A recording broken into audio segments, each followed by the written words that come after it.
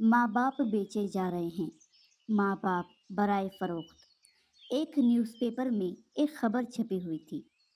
बूढ़े माँ बाप को 80,000 रुपये में बेच रहा हूँ।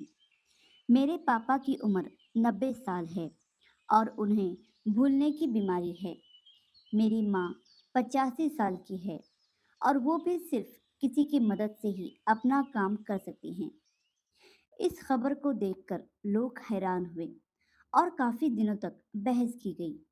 किसी ने कहा, ये कैसी बेगैरती है। किसी ने कहा, पुलिस इस पर कार्रवाई क्यों नहीं करती। कुछ ने तो ये तक कहा, या अल्लाह, ये कैसा बेटा है। तो किसी को माँ बाप के लिए बुरा लगने लगा कि उन पर क्या बीती होगी जब उन्होंने ये खबर पढ़ी होगी। और कुछ ने कहा, ये तो पागलपन है, इतने पैसे देकर कौन किसी को खरीदता है।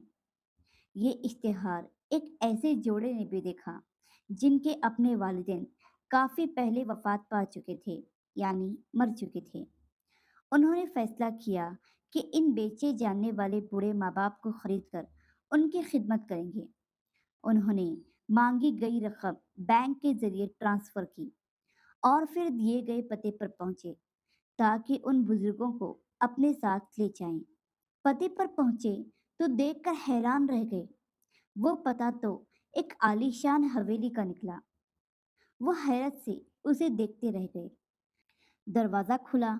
एक खुशहाल और बावकार बुजुर्ग उनका वेलकम करने आए।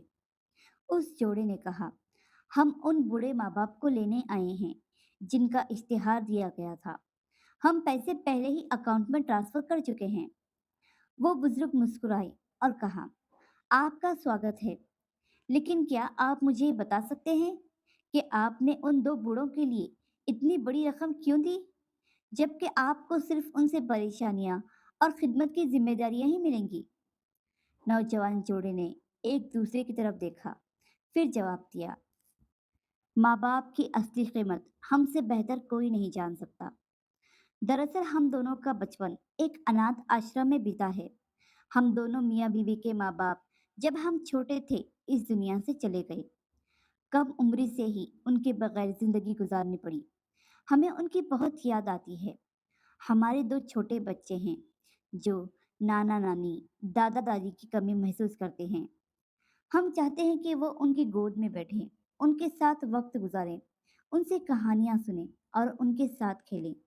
हम चाहते हैं कि वो ऐसे बुजुर्गों के साथ परवरिश पाएं जिनसे वो अदब व एहतराम सीखें। ये सुनकर बुजुर्ग आदमी ने अपनी बीवी को आवाज दी। वो एक छड़ी के सहारे मगर आराम से चलते हुए कमरे में आई। चेहरे पर प्यारी सी मुस्कुराहट थी। बुजुर्ग जोड़ा मोहब्बत भरे अंदाज में मुस्कुराया और कहा, ठीक है, हम आपके साथ चलेंगे। हम वही हैं जिनके बारे में खबर छपी हुई थी। नौजवान जोड़ा उनकी बात सुनकर हैरत से दंग रह गया। लेकिन ये कैसे हो सकता है?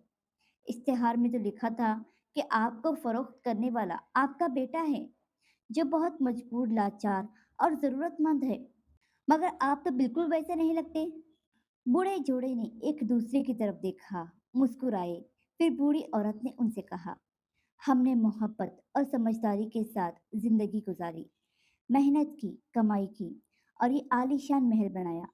लेकिन हमारी किस्मत में कोई औलाद नहीं थी। हमने फैसला किया कि अपनी तमाम दौलत किसी अच्छे इंसान को देंगे, लेकिन हमें ये नहीं मालूम था कि वो कैसे तलाश करें। तब ये इश्तिहार देने का ख्याल आया। अब हम बहुत खुश हैं कि हमारा माल सही हाथों में जा रहा है। फिर बुजुर्ग आदमी ने मुस्कुराकर कहा, मोहब्बत और ईमानदारी कभी जाय नहीं जाती। ये ना सिर्फ लेने वाले के लिए कीमती होती हैं, बल्कि देने वाले के दिल को भी माला माल कर देती है। मोहब्बत और ईमानदारी बहुत ज़रूरी है। इस कहानी से हमें एक और सीख मिलती है। माँ बाप की अहमियत सिर्फ वही लोग समझ सकते हैं जिनके माँ बाप नहीं हैं। अगर आपके माँ बाप जिंदा हैं तो आप दुनिया के सबसे खुशकिस्मत इंसान हैं। वक्त रहते उनकी कदर कीजिए, उनकी खिदमत गुजारी में कोई कमी न रखिए। बेशक आपसे ज़्यादा नसीब वाला इस दुनिया में कोई नहीं कि आपको माँ बाप की खिदमत का मौका मिला है, तो इस मौके का भरपूर फ़ायदा उठाइए। जज़ाकल्लाहु खैरा।